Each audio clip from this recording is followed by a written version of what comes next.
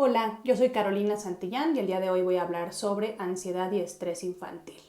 Ante las crisis tenemos la obligación moral de compartir información y allá afuera muchos padres, cuidadores y profesionales de salud están con niños y niñas que la están pasando mal.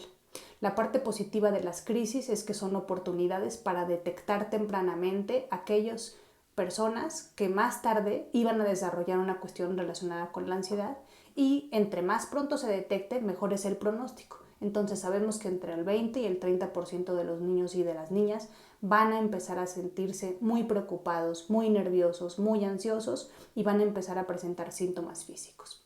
¿Qué se sabe de la ansiedad? Pues la ansiedad tiene 4 componentes: la herencia, la crianza, el estrés que hemos vivido a lo largo de la vida y el contexto donde vivimos. Por eso este video es tan importante, porque nosotros como padres, madres y cuidadores estamos criando a los niños en un acto de fe, hacemos lo mejor que podemos, pero no siempre tenemos las habilidades que necesitan nuestros hijos y nuestras hijas. También no podemos a veces controlar a cuántos eventos estresantes se van a exponer a lo largo de la vida. Hay niños que ya han sido hospitalizados desde pequeños, que han perdido a su abuelo, a sus mascotas, que han vivido un divorcio difícil, que han presenciado eventos violentos, etcétera, y que vienen con cierta vulnerabilidad en comparación con otros niños y niñas. Y por último, nos preocupan aquellos niños que pertenecen a un contexto de pocas oportunidades, de pobreza, de bajo nivel socioeconómico, porque en esa población hay mucho más riesgo de cuestiones relacionadas con la ansiedad. Y nos preocupa, claro, porque la ansiedad es amiguísima de la depresión. Bueno, ¿cómo vive el estrés un niño o una niña? Pues hay 3 grandes componentes. El estrés o la ansiedad se vive en el cuerpo, se vive con las emociones y se vive con las conductas, y vamos a hablar de cada uno de ellos. La parte fisiológica del estrés o la ansiedad en los niños tiene que ver con que el estrés puede ser positivo, vamos a hablar de él más adelante, pero cuando es negativo hace síntomas físicos. Los niños no siempre ponen en palabras que están preocupados, que están nerviosos, que no saben qué va a pasar. Casi siempre lo que hacen es que les duele la panza, les duele la cabeza, sienten que les late el corazón, no pueden dormir, están más inquietos, lloran con mayor frecuencia.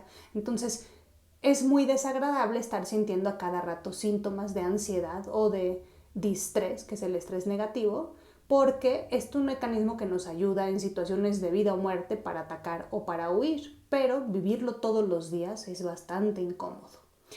¿Qué pasa con las emociones cuando hay ciertos niveles de estrés? Tenemos 2 tipos de estrés: el eustrés, que es el estrés positivo, que entonces nos ayuda a tener un desempeño óptimo, y tenemos por otro lado el distrés, que es el estrés negativo. Entonces, cuando estamos en un nivel óptimo de estrés o de eustrés, nos desempeñamos súper bien, podemos un día antes acabar una tarea. Cuando estamos enamorados o enamoradas estamos como emocionados, pero bonito, porque tenemos como esa preocupación de si nos van a hablar o no nos van a hablar, si vamos a ver a nuestro novio o no lo vamos a ver, si mañana es nuestra fiesta de 5 años. Entonces es esa emoción, pero del agradable. Pero cuando el estrés es excesivo o las demandas del medio son excesivas, es demasiada tarea, mi papá o mi mamá me regaña mucho, mi maestra me exige demasiado, entonces puedo llegar al estrés negativo y entonces también puedo llegar a un grado de agotamiento. Ahorita tenemos los 2 extremos: niños que se sienten muy estresados, pero también niños que están poco estimulados y que están muy aburridos. El estrés negativo, el distrés, y la ansiedad es amiga de otras emociones. Muchas veces acompañadas están la tristeza, están el enojo y otras, la frustración, la decepción. Entonces hay que estar abusados checando que los niveles, aquí tenemos un termómetro, de estrés negativo o distrés no sean demasiado altos. Entonces, ¿qué es buena idea? Estar midiendo en los últimos 8 días más o menos en promedio cómo te has sentido, o que llevar un diario para ir anotando cómo va la alegría en mi vida, cómo va el miedo, cómo va tristeza, cómo va furia, para que si empieza a subir de ciertos niveles, probablemente necesite ayuda de mis papás, de mis cuidadores. ¿Qué pasa con la conducta? Pues el distrés negativo o la ansiedad principalmente lo que nos invita a hacer es escapar, huir o evitar. Obviamente, si yo veo una tarántula, si yo veo que alguien viene detrás de mí y estoy solo en una calle, pues esto me ayuda a huir del peligro, a salvar mi vida. Entonces la ansiedad tiene una parte positiva porque está diseñada para que yo pueda enfrentar peligros potenciales y no pierda la vida. Sin embargo, en este momento los niños tienen ese mismo cerebro primitivo que tenían los cavernícolas, pero ahora se activa con situaciones que no necesariamente son de vida o muerte. Por ejemplo, que caiga un rayo, que me quede sin luz y estemos solos, que mi mamá se tarde mucho tiempo y no llegue de su trabajo, que tenga miedo a que se vuelvan a pelear mis papás. Entonces, si bien no son cosas de vida o muerte, pues dan mucho miedo y me gustaría poder escapar, huir de ellas o evitarlas. Desafortunadamente, los niños muchas de las veces no pueden evitar estas situaciones estresantes, como su ansiedad les diría que hicieran. ¿Qué hace la ansiedad en la mente de los niños? Pues hay una serie de pensamientos en donde se activan, pero son como verdades a medias, porque la ansiedad te hace que pienses que tú no eres muy capaz, que digamos, tú eres especialmente vulnerable. De todos los aviones que se van a caer, lo más probable, te dice la ansiedad, es que se caiga el tuyo. La ansiedad hace que veas al mundo como un lugar más peligroso de lo que ya es, que veas el futuro de forma pesimista, que veas a los demás como más capaces que tú y pues por excelencia tener ansiedad te hace sentir en duda, te hace sentir inseguro o poco confiado de que vas a poder salir adelante. Pero como decíamos, casi siempre estos pensamientos son equivocados, son exagerados y hay que trabajar con ellos. ¿Qué pasa como cuidadores o como padres? Que a veces sin querer nosotros transmitimos estas reglas o creencias que fortalecen esos pensamientos distorsionados. Por ejemplo, tal vez sin querer les transmitimos a nuestros hijos que siempre hay que estar en guardia, que siempre hay que estar abusados porque la gente es muy tranza o la gente es muy abusiva, nunca te fíes de los demás. También puede que les transmitamos que preocuparte es muy útil. Bueno, es cierto que los cavernícolas que eran más ansiosos, con mayores probabilidades sobrevivían que un cavernícola más pachanguero, más relajado, que acampaba en cualquier lado. Pero pues en este momento, ¿qué tan útil es preocuparse mucho tiempo? Más de 2 horas al día, pues tal vez es mejor ocuparse que preocuparse. Y por último, a veces como padres o cuidadores les transmitimos sutilmente una filosofía a través de nuestros refranes, a través de nuestros comentarios, de que arriesgarse es peligroso, de que lo mejor es tener siempre todo seguro y no aventurarse en cosas nuevas o diferentes. Eso, pues, ¿qué va haciendo? Que los niños empiecen y las niñas a desarrollar algunos que se llaman supuestos lógicos, que son estas ideas en donde piensan, si bajo la guardia, entonces seguro voy a estar en peligro. Si me preocupo, entonces estoy mejor preparado. Pero ¿qué tanto? Estas son verdades a medias y siempre hay que estar en guardia, siempre hay que preocuparse. ¿Qué hay que tener en cuenta también? Que los niños se exponen a eventos que son no solamente estresantes, son altamente estresantes. Cambiarse de casa, cambiarse de escuela, cambiar de profesor, tener un nuevo hermano, que venga alguien a vivir a casa, vivir violencia, un divorcio, que muera alguien o algún evento violento que lo presenciaste o que te escuchaste, estar escuchando todo el tiempo en las noticias malas noticias, eso empieza a generar mucho estrés en los niños y no hay que subestimarlos. Ellos se preocupan igual que nosotros y a veces nos dan ganas de decir esos problemas no son tan grandes, pero para ellos sí es muy grave todas estas pequeñas situaciones que son parte de la infancia, pero además hay niños que viven 5 o 6 eventos altamente estresantes en un mismo año y que pueden estar en mayor riesgo. ¿Cuáles herramientas queremos proporcionarles en este video? Pues hay 2 grandes técnicas para intentar regular esta respuesta muy intensa que hace el cuerpo cuando está ansioso, que son la respiración y la relajación. Sugerimos la respiración diafragmática.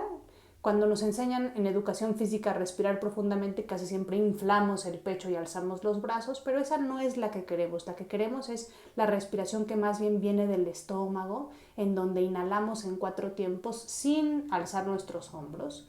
Hacemos una pausa de 2 segundos y exhalamos en el doble de tiempo del que inhalamos. Inhalamos como si estuviéramos inhalando el aroma de una flor, hacemos una pausa y exhalamos como si estuviéramos soplando las velitas del pastel. ¿Qué va a hacer la respiración diafragmática? Que nuestra respiración sea más lenta y más profunda y que empiece a ayudar a parar todos los otros síntomas que causa el estrés en nuestro cuerpo. Y la segunda gran técnica es la relajación muscular progresiva. Busquen nuestros otros videos en YouTube, alternamos 10 segundos de relajación, 10 segundos de tensión, 20 segundos de relajación, son más o menos 16 grupos musculares, es una técnica que dura entre 10 y 20 minutos, depende del audio que encuentren, pero es una excelente técnica para que los niños empiecen a detectar en dónde están apretando y para desactivar los síntomas de la ansiedad. Por último, pero no menos importante, como padres, madres, cuidadores, docentes, ¿qué podemos hacer con los pensamientos? Nosotros hacemos algo que se llama terapia cognitivo-conductual, en donde la hipótesis es que si cambiamos la forma de pensar, cambiamos la forma de sentir. Entonces, 4 ideas. Primero, validar. ¿Qué es importante? Decirle, entiendo que te sientes triste, entiendo que te sientes preocupado, entiendo que te sientes nervioso, te sientes inquieto. A ver, platícame un poco más sobre qué te imaginas, qué pasa por tu mente, qué síntomas sientes en tu cuerpo. A veces nos dan ganas de decir, no pasa nada. Sí pasa algo, se asustó, se preocupó. No podemos echar las cosas debajo del tapete. Entonces hay que validar que no le está pasando bien él, ella, y también que nosotros no la estamos pasando bien. Segunda idea, información. Explícale a tu hijo o a tu hija o a tu alumno cuáles son los trucos de la ansiedad. Hoy vimos algunos. Truco que la ansiedad siempre se adelanta, siempre se imagina cosas catastróficas, siempre quiere preocuparse con sus preguntas básicas, ¿qué tal qué? ¿Y sí? ¿O qué pasaría si? Segundo truco de la ansiedad siempre te hace que huyas, que no te arriesgues, que no levantes la mano para participar, que no te atrevas a jugar otras cosas, que no te expongas a las cuestiones que pues no eres muy bueno, pero más vale divertirse que estar ahí aburrido y sentado. Tercer truco de la ansiedad hace que te confundas, que dudes de tu capacidad, que empieces a pensar que no eres bueno y que los demás son mejores que tú. Cuarto truco de la ansiedad activa muchos síntomas físicos que te asustan. Puedes incluso sentirte tan agitado que sientes que te va a pasar algo. Entonces, si empiezas a validar, entiendo que te sientes triste, enojado, ansioso, preocupado, déjame te comparto algunos trucos de la ansiedad. Y en tercer lugar, ahora te voy a invitar a que cambiemos tu forma de pensar, porque tal vez la ansiedad o tal vez miedo te dice, no hay que arriesgarnos, mejor quedémonos aquí, mejor no levantes la mano, mejor no te propongas para ser el protagonista de la obra, mejor que tu mamá se quede aquí toda la noche a dormir contigo. ¿Qué queremos proponerles? Pues que el que no arriesga no gana, que tal vez sí me voy a sentir mal un ratito, pero puedo tolerar el estrés que me da que mi mamá no esté, puedo hacer un juego con mi mamá entre que si logro dormirme 5 días solito o solita me voy a ganar un premio, por ejemplo, que me cocine fideo seco con milanesa, que salga a jugar conmigo al jardín si es que se puede. Los pensamientos son predictores del éxito terapéutico. Y por último, pues la terapia de exposición, que es invitar a tu hijo o a tu hija a afrontar las cosas que le preocupan poco a poquito, afrontar separarse de ti, afrontar hablar en público, afrontar que tal vez le da miedo ponerse las vacunas, afrontar al perro que le da miedo, afrontar a los rayos, afrontar estar solo, afrontar hacer un nuevo amigo, una nueva amiga, afrontarse a cualquier cosa que le dé miedo, pero tiene que ser poco a poquito, siempre acompañándolo, reconociéndole sus éxitos y pues estar frente a la araña, por ejemplo, exponiéndote a que te da ansiedad y quedándote ahí un ratito esperando hasta que se baje la ansiedad y exponerte varias veces para que poco a poco te vayas acostumbrando o te vayas habituando a la ansiedad que te da y cada vez sea menos. Por último, es importante que sepas detectar cuándo necesitas acercarte a recibir ayuda. Si tu hijo o tu hija tiene menos de 8 años, lo mejor que puedes hacer es tú como papá, mamá, cuidador, acercarte a que te entrenen para apoyar a tu hijo. 1 hora de psicoterapia es efectiva, pero un niño 24 horas al día, 7 días a la semana solo con su ansiedad, poco va a aprender de la psicoterapia si no te involucras tú. Entonces, muy importante que tú detectes si hay señales tempranas, no te esperes a que sea una cuestión más grande. Ten mucho cuidado en no confundirte si es algo relacionado con la edad o ya son francamente síntomas de ansiedad. Y que busques terapia basada en la evidencia. Si tu hijo o tu hija empieza a tener síntomas de la ansiedad, busca preferente una psicoterapia que se llame terapia cognitivo-conductual, pregunta al especialista cuáles son sus credenciales, cuál es su experiencia y su entrenamiento, y sobre todo el criterio más importante: si más de 2 horas al día tu hijo o tu hija tiene dificultades con el estrés negativo, con la ansiedad, con la preocupación, o tiene muchos síntomas físicos que le impiden ser feliz, que le impiden hacer las cosas que le gustan, que le impiden hacer la vida cotidiana, entonces es momento de que no te esperes y te acerques. Las terapias basadas en la evidencia generalmente son terapias breves, 10, 12, máximo 15 sesiones. No son terapias de juego ni terapias basadas en el desahogo. Es un entrenamiento en habilidades para la vida. No te vas a arrepentir.